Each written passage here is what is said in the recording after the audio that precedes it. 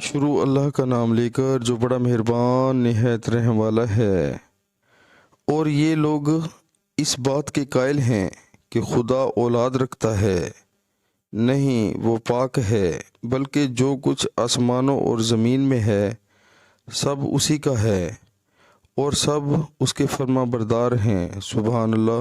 پیارے مسلمانوں، اللہ تعالیٰ قرآن پاک کی اس آیت میں ہمیں بتا رہے ہیں، جو مسلمان ہیں یا جو غیر مسلم ہیں سب کو اللہ تعالیٰ اس آیت میں فرما رہے ہیں کہ یہ جو بکواس کرتے ہیں کہ اللہ تعالیٰ اولاد رکھتا ہے، یہ سب جھوٹ بولتے ہیں، اور روز قیامت والے دن اللہ تعالیٰ ان کو بتائے گا کہ اللہ تعالیٰ اولاد رکھتا ہے یا نہیں۔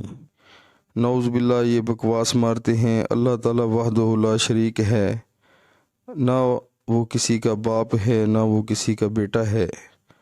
تو پیارے مسلمانوں، ہمیں بھی غور کرنا چاہیے کہ ہم اپنے پاک پروردگار کی فرما برداری کریں، اور اللہ تعالیٰ پاک ہے۔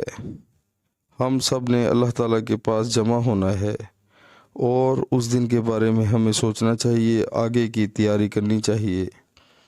اور جو آسمانوں اور زمین میں ہے سب اللہ کا ہے۔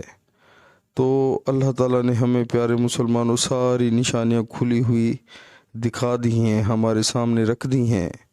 تو ہم کتنے غافل ہیں کہ ہم سب کچھ دیکھتے ہوئے، جانتے ہوئے، پہچانتے ہوئے پھر بھی ہم نافرمانی کرتے ہیں، اللہ کے آگے نہیں جھکتے۔ ہم سب کو اللہ کے روبرو پیش ہونا ہے، اس دن کے لیے ہمیں تیاری کرنی چاہیے۔ یہ شیطانی کاموں سے ہمیں بچنا چاہیے۔ یہ شیطان جو ہے یہ ہمیں دوزخ کی طرف لے کر جا رہا ہے۔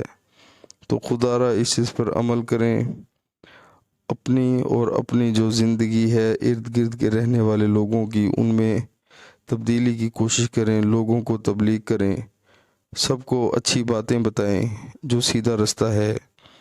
لیکن افسوس سے کہنا پڑتا ہے کہ ہم اپنے آپ کو تو مسجد میں لے جاتے ہیں، خود پڑھتے ہیں نماز، لیکن کسی کو کہتے نہیں۔ تو ہمیں کوشش کرنی چاہیے اپنے بچوں کو بھی ساتھ لے کر جائیں، اور گھر والوں کو بھی تلقین کریں کہ شیطانی کام چھوڑ کر اللہ کے آگے جھکیں۔ اسی میں ہم سب کی صلاح ہے اور اسی میں ہم سب کی فلاح ہے۔